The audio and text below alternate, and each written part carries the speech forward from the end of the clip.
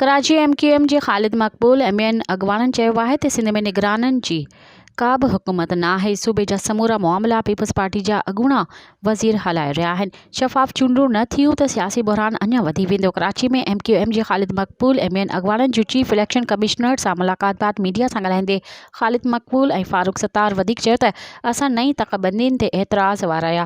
असांजो हिकु बि एतिराज़ न ॿुधो वियो। पीपल्स पार्टी जा समूरा एतिराज़ मंज़ूर कया विया। ख़ालिद मक़बूल जी अॻवानी में MQM जे वफ़द इलेक्शन कमीशन जे ऑफिस पहुची चीफ इलेक्शन कमिश्नर सां मुलाक़ात कई। MQM अॻवाननि चीफ इलेक्शन कमिश्नर के पंहिंजनि ख़दशनि खां आगाह कयो। मज़ीद ख़बरनि ऐं तफ़सीलात लाइ विज़िट कयो असांजी वेबसाइट www.awamiNewsHD.com ऐं ॾिसंदा रहो अवामी न्यूज़ HD।